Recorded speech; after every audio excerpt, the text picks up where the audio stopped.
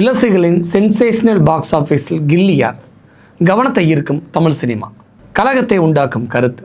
தமிழ் சினிமாவின் திரையரங்குகளிலிருந்து சமூக வலைதளங்கள் வரைக்கும் இன்றைக்கி உச்சத்தில் இருக்கக்கூடிய ஒரு பிரம்மாண்ட சினிமா அப்டேட் இது. பாக்ஸ் ஆஃபீஸில் கில்லியார் அப்படிங்கிறது தான் ஒரு முக்கியமான விஷயம். அதாவது தீபாவளி பண்டிகையை முன்னிட்டு தமிழ் சினிமாக்கள், திரைக்கு வந்து இருக்கக்கூடிய தமிழ் சினிமாக்களுடைய வசூல் வேட்டை. தமிழ் சினிமாவில் இத்தனை ஆண்டுகள், அதாவது ஒரு பெரிய ஹீரோக்கள் படங்கள் மட்டும்தான் தீபாவளி, பொங்கல், புத்தாண்டுகளுக்கெல்லாம் வந்துக்கிட்டு இருந்தது இல்லையா? அதெல்லாம் இந்த வருஷம் உடச்சி எரிஞ்சிட்டு புதிய நடிகர்கள் அல்லது இளம் நடிகர்களுடைய படங்கள் வந்து வசூல் வேட்டை நடத்தியிருக்கு. அப்படிங்கிறது தான் இன்றைக்கி தமிழ் சினிமாவுடைய சென்சேஷனலில் ஒரு பாக்ஸ் ஆஃபீஸ் விஷயங்களாக மாறி போயிருக்கு. அதை தான் இந்த வீடியோவில் இன்டெப்த்தாக டீட்டெயிலாக நம்ம பார்க்க போகிறோம். இந்த தீபாவளிக்கு மெகா ரிலீஸில் வந்து கிட்டத்தட்ட 2 சினிமாக்கள் நேரடியாக போட்டி போட்டு களத்தில் முட்டி மோதிக்கிட்டு இருந்துச்சு.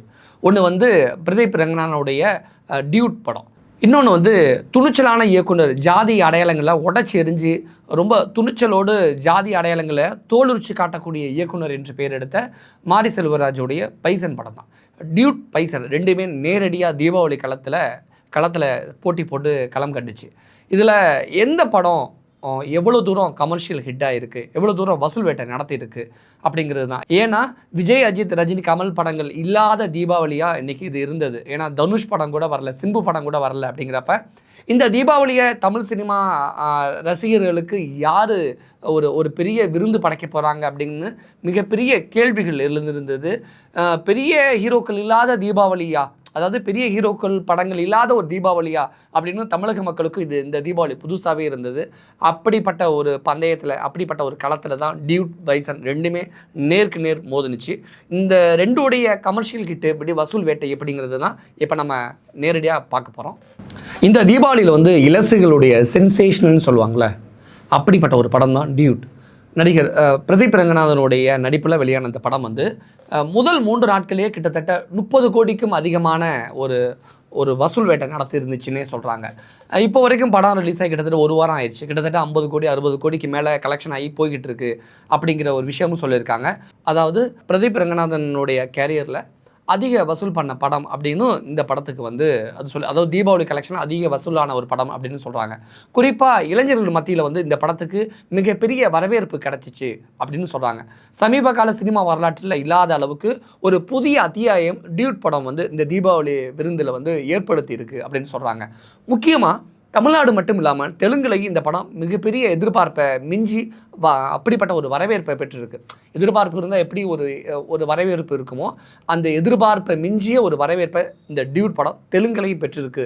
அப்படிங்கிறது தான் மிகப்பெரிய ஒரு ஹார்ட் ஆஃப் த, அதாவது ஒரு டாக் ஆஃப் த டவுனாக தமிழ் சினிமா இண்டஸ்ட்ரியில் மாறி போயிருக்கு. இதனால் இளம் தலைமுறை ஹீரோக்களுக்கு வந்து அந்த வரிசையில் பிரதீப் ரங்கநாதனும் ஒரு முக்கியமான, அதாவது ஒரு சக்தி வாய்ந்த இடத்த பிடிச்சிருக்காரு. சிவகார்த்திகேயன், தனுஷ், சிம்பு, இந்த வரிசையில் பிரதீப் ரங்கநாதன் பேரும் இப்போ இடம்பெற்றிருக்கு. அப்படிங்கிறது தான் மிக முக்கியமான ஒரு விஷயமாக மாறி போயிருக்கு. அதே நேரத்தில் துருவ் விக்ரம் நடிப்பில் இயக்குனர் மாரி செல்வராஜோட இயக்கத்தில் வெளியான பைசன் படம் வந்து பைசன் களமாடான் அப்படின்னு படத்தை ரிலீஸ் பண்ணாங்க. அதோட கதைக்களம் காரணமாக வந்து தேசிய அளவிலான ஒரு டிபேட்டை அது உண்டு பண்ணியிருக்கு, உருவாக்கியிருக்கு அப்படின்னு தான் சொல்ல தோணுது. ஏன் அப்படின்னா, கபடியை மையமாக கொண்ட ஒரு அழுத்தமான ஒரு கதையை சொல்ல வந்த மாரி செல்வராஜ் வந்து சமூக நீதி, சமத்துவம் மற்றும் அரசியல் சார்ந்த சாதிய கட்டமைப்பு அல்லது சாதிய அடக்குமுறை, இப்படிப்பட்ட பலவிதமான உரையாடல்களை உருவாக்கி அதன் மூலமாக கபடியை தேசிய அளவிலான உலகளாவிய கபடி போட்டியை மையப்படுத்தி இந்த படத்தை ரொம்ப பெரிய அளவில் பேசும் பொருளாகவும் மிகப்பெரிய ஒரு வெற்றி படமாகவும் மாரி செல்வராஜ் மாற்றி இருக்கிறார். அதனால் தேசிய அளவில் மிகப்பெரிய கவனத்தை பைசன் படமும் பெற்றிருக்கு. இதனால் பைசன் படம் வந்து அரசியலை தாண்டி, சாதியை தாண்டி சமூக வலைதளங்களை மிகப்பெரிய ஒரு சர்ச்சை ஒரு பக்கம் உருவாக்கி இருக்குன்னு சொன்னால் கூட, இன்னொரு பக்கம் ஒரு ஆரோக்கியமான விவாதம், அதாவது ஆரோக்கியமான விவாதம்னு சொல்கிறத விட ஒரு டிபேட்டு ஃபுல்லாக எந்த ஒரு விஷயத்தை நம்ம பேசுகிறோமோ அப்போ அது ஆரோக்கியத்துக்கு, அது ஒரு ஆரோக்கியமான சமூகத்தை மேம்படுத்துவதற்கு உந்துகோலாக இருக்குங்கிற நம்பிக்கையின் அடிப்படையில் இது வந்து ஒரு பேசும் பொருளாக மாறி இருக்குது. அப்படிங்கிற ஒரு விஷயத்தை இந்த இடத்துல பைசன் படம் கவனிக்க வச்சுருக்கு. அதாவது டியூட் படம் வந்து லிவிங்கில் இருந்துக்கலாம், ஆனால் லிவிங்கில் இருந்த பொண்ணை அவாய்ட் பண்ணிவிட்டு, பிரேக்கப் பண்ணிவிட்டு வேறு ஒரு பொண்ணை மேரேஜ் பண்ணிக்கலாம் அப்படின்னு அது ஒரு விதமான கலாச்சார தாக்குதல் மாதிரியான ஒரு சர்ச்சை.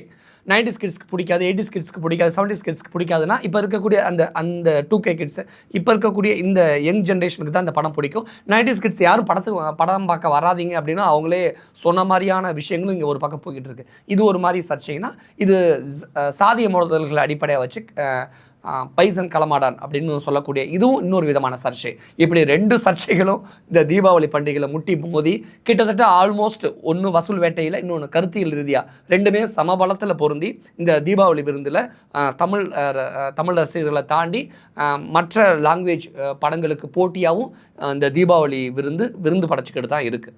இந்த இடத்துல ஒரு அதிர்ச்சி ஊட்டக்கூடிய ஒரு சர்ச்சை இந்த இடத்துல தீயா கிளம்பி இருக்குது. என்ன அப்படின்னா, சில நடிகர்களுக்கு கருப்பு மேக்கப் பூசியது ஏன் அப்படிங்கிற ஒரு கேள்வி முன்னெழுப்பப்பட்டுச்சு.